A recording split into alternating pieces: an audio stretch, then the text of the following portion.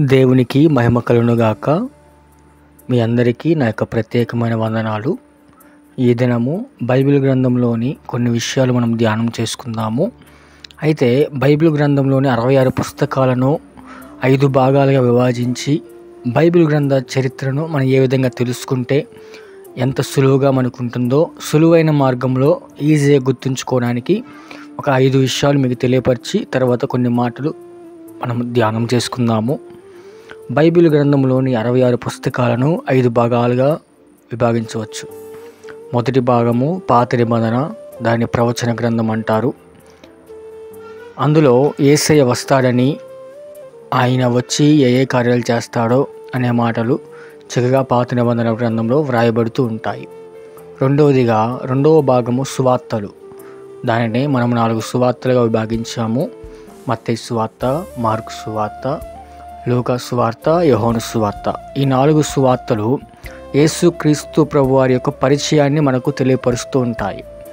అంటే ప్రవచన గ్రంథంలో యేసయ్య వస్తాడు అని ఎవరైతే చెప్పారో, అదిగో ఈయనే ఆయనే యేసయ్య అని సువార్తలు పరిచయం చేస్తూ ఉంటాయి. మూడవ భాగంగా అపోస్తల కార్యగ్రంథము, దానిని ప్రచారం. మొదటి భాగము పాత నిబంధన ప్రవచనమైతే, రెండవ భాగము సువార్తలు పరిచయమైతే, మూడవ భాగము అపోస్తల కార్యగ్రంథము ప్రచారం. అపోస్తల కార్యగ్రంథాన్ని మనం పరిశీలిస్తే, ఈయన లోకరక్షకుడని అనేక మంది భక్తులు అనేక గ్రామాలు తిరుగుతూ, అనేకమైన పట్టణాలు తిరుగుతూ, అనేక ప్రాంతాలలో వారు పరిచయం చేస్తూ, అదిగో పాత నిబంధనలో ప్రవక్తులు ప్రవచించారు కదా యేసయ్య గురించి, ఆ యేసయ్య ఈయనే అని చెప్పిన సువార్తను, ఆ యేసయ్య మన లోకానికి వచ్చిన రక్షకుడు అని తెలియపరిచారు, ప్రచారం చేశారు.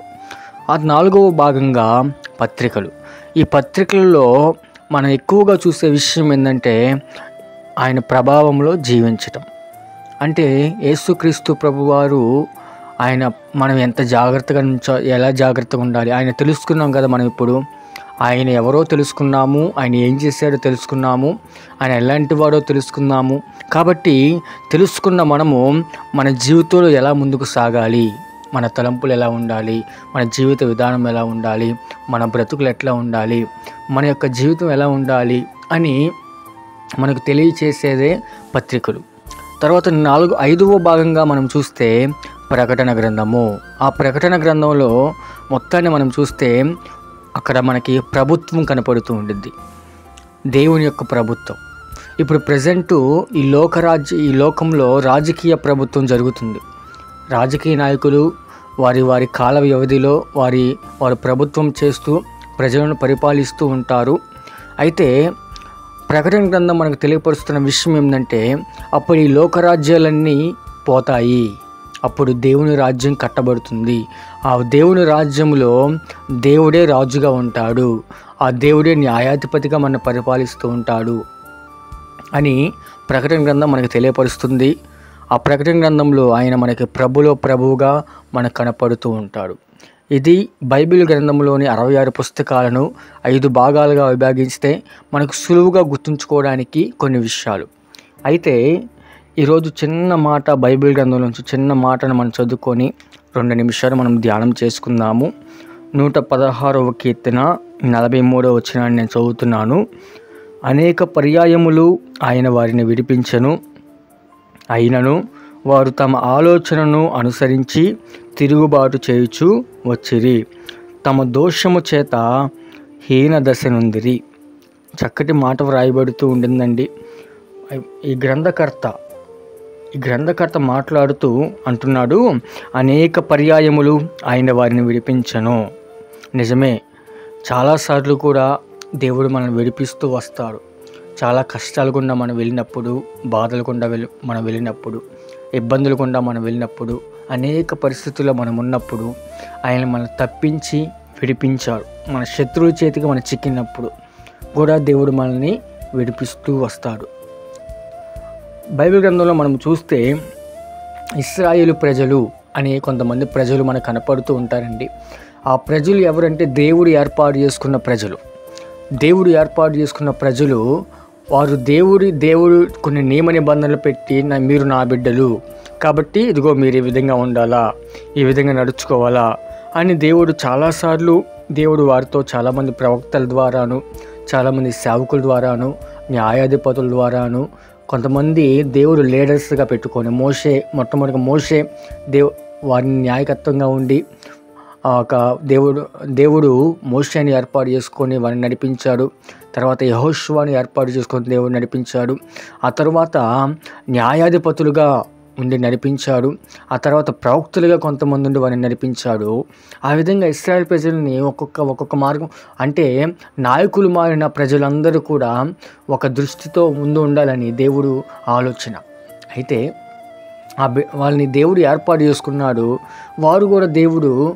వారు చాలాసార్లు కూడా వారు ఇష్టమైన మార్గాన్ని వెళ్ళిపోతున్నప్పుడు, చాలాసార్లు కూడా వారు బంధకాల్లో చిక్కబడినప్పుడు, వేరొక రాజు చేతికి అప్పగించబడినప్పుడు, వేరొక రాజ్యానికి బానిసలుగా వారు వెళ్ళినప్పుడు దేవుడు విడిపిస్తూనే వచ్చాడు.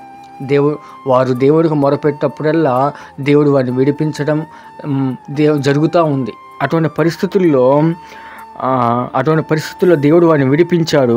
కానీ వారు తమ ఆలోచన అనుసరించి తిరుగుబాటు చేయొచ్చు వచ్చిరి. తమ ఆలోచనలు అనుసరించి, అంటే దేవుడు మీరు ఇట్లా ఉండాలి, ఈ విధంగా చేస్తే నేను మీకు ఈ విధంగా చేస్తాను అని ఒక కండిషన్ పెట్టాడండి. దేవుడు కొన్ని కండిషన్లు పెడతాడు. ఆ కండిషన్ ప్రకారం మనం జీవిస్తేనే మనం ముందుకు సాగుతాము. మీకు ఒక విషయం చెప్పనా, ఒక రోడ్డు మీద మనం వెళ్తున్నప్పుడు కొన్ని సింబల్స్ మనకు కనపడుతూ ఉంటాయి. మలుపు తిరుగుము, ఇక్కడ స్పీడ్ బ్రేకర్ ఉంది, జాగ్రత్తగా వెళ్ళము, ఇక్కడ ప్రమాదం జరుగు స్థలము, జాగ్రత్తగా వెళ్ళండి, ఇదిగో ముందు స్పీడ్ బ్రేకర్ ఉంది అని కొన్ని హెచ్చరికలు మనకు కనపడుతూ ఉంటాయి. హెచ్చరికలు కనుక మనం పట్టించుకోకుండా మనం ముందుకు వెళ్తే మనకు ప్రమాదం జరిగే అవకాశం ఉంది. నిజమే కదండి. అలాగనే దేవుడు కూడా కొన్ని హెచ్చరికలు జారీ చేస్తూ ఉంటాడు. ఇదిగో ఈ విధంగా చేస్తే ఈ విధంగా ఫలితం వస్తుంది, ఈ విధంగా చేస్తే ఆ విధంగా ఫలితం వస్తుంది అని దేవుడు కొన్ని హెచ్చరికలు జారీ చేసినప్పుడు వాటిని మనం అనుసరించకపోతే మనకు జరిగేది ప్రమాదమేనండి. వీరు కూడా దేవుడు చాలాసార్లు వారు విడిపిస్తూ వచ్చాడు. అయితే వారు ఏం చేస్తారు, తమ ఆలోచనలను అనుసరించి, మనం జాగ్రత్తగా జ్ఞాపకం చేసుకోవాలండి. నిజానికి మానవుని యొక్క ఆలోచనలు చెడిపోయిన ఆలోచనలు, పాడు చేసే ఆలోచనలు, ఎవరి జీవితాన్ని నాశనం చేయాలా అనే ఆలోచనలు మనిషికి ఉంటాయి. అటువంటి ఆలోచించే వ్యక్తులకు ఎప్పుడూ కూడా అవే ఆలోచనలు వస్తూ ఉంటాయి, అవే తలంపులు వస్తూ ఉంటాయి. అదే మార్గాన వారు వెళ్తూ అనేక కుటుంబాలను, అనేక మంది జీవితాలను వారు నాశనం చేస్తూ ఉంటారు. కాబట్టి మనిషి ఆలోచన సరైనది కాదు కనుకనే దేవుని ఆలోచన మనకు కావాలి. ఎందుకంటే దేవుడు మనల్ని సృష్టించాడు. ఆయన సృష్టించాడు కనుక ఆయన ఆలోచనానుసారంగా మనం వెళ్తే మన చక్కటి మార్గంలో మన జీవితం సుఖవంతంగా సాఫీగా సాగుతుంది. మన ఆలోచనలు ఎలా ఉంటాయి అంటే మన ఆలోచనలు గతుకుల మార్గము, అది మార్గమే కానీ గతుకుల మార్గం. ఆ గతుకుల మార్గంలో మనకి అనేకమైన శ్రమలు ఎదురవుతూ ఉంటాయి, కష్టాలు ఎదురవుతూ ఉంటాయి. ఇప్పుడు నువ్వు పడుతున్న కొన్ని కష్టాలు కానీ, కొన్ని ఇబ్బందులు కానీ నువ్వు పడుతూ ఉన్నట్టయితే ఒకటే జ్ఞాపకం చేసుకో, అది నీ సొంత మార్గాన వెళుతున్నావు కనుకే నువ్వు అటువంటి పరిస్థితుల్లో గుండా వెళ్ళిపోతున్నావు. ఒకవేళ దేవుని మార్గంలో నువ్వు వెళ్ళటానికి నువ్వు ఇష్టపడితే మాత్రము నీ జీవితం సాఫీగా ముందుకు సాగుతుంది. తమ ఆలోచనలను అనుసరించి తిరుగుబాటు చేయొచ్చు వచ్చిరి. దేవుని మీద తిరుగుబాటు చేసేవాళ్ళు, నువ్వేంద గొప్ప అన్నట్టు దేవుణ్ణే అవమానపరిచే స్థితిలో వారు వెళ్ళిపోయారు. అయితే దేవుడు అంటున్నాడు, తమ దోషము చేత హీన దశ నొందిరి. వారి దోషము చేత వారు ఇంకా హీన దశలోకి వెళ్ళిపోయారంటండి. అంటే వారి దోషము ఏం చేస్తుందంటే మనిషిని, వారు చేసిన తిరుగుబాటు కానీ, వారు చేసిన ఆలోచనలు కానీ, వారు చేసిన దోషములు కానీ వారిని హీన దశకు తీసుకొని వస్తుంది. అంటే చాలా భయంకరమైన స్థితికి ఆ మనిషిని తీసుకువెళ్తూ ఉంది. ప్రభునందు ప్రియ దేవుని బిడ్డలారా, జ్ఞాపకం చేసుకుందాము. ఇంకా ఒకవేళ నీ జీవితంలో దేవుడు చాలాసార్లు దేవుడిని విడిపించడానికి ఆయన సిద్ధంగా ఉన్నాడు, కానీ నీ ఆలోచనానుసారంగా నువ్వు వెళ్తున్నావేమో, తిరుగుబాటు చేస్తున్నావేమో, ఒకవేళ ఇంకా దోషములు అనేవి ఒప్పుకొనక కప్పుకొని జీవిస్తున్నామేమో. అందుకే దేవుని యొక్క వాక్యం సెలవిస్తూ ఉంది, వారి దోషములు నాకును వారికి అడ్డుగా వచ్చాయి అని దేవుని యొక్క వాక్యం చెబుతుంది. అతిక్రమములు దాచిపెట్టుకొని వాడు వర్ధిల్లుడు కానీ వాటిని ఒప్పుకొని విడిచిపెట్టిన వాడు కనికరాన్ని పొందుతాడు. అంటే దేవుని కనికరాన్ని పొందుతాడంటండి.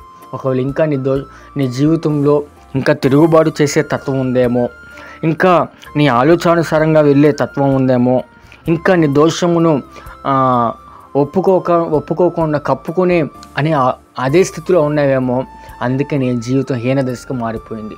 ఆ స్థితి నుంచి నువ్వు మార్చబడాలంటే నువ్వు చేయవలసింది ఏంటంటే, దేవుని పాదాల దగ్గరికి వచ్చి, ప్రభువా నన్ను క్షమించయ్యా అని ఒక మాట నీవు అడగగలిగితే దేవుడు నిన్ను తప్పక క్షమించి నీ జీవితంలో గొప్ప కార్యాలు దేవుడు చేయనుగాక. ఆమేన్.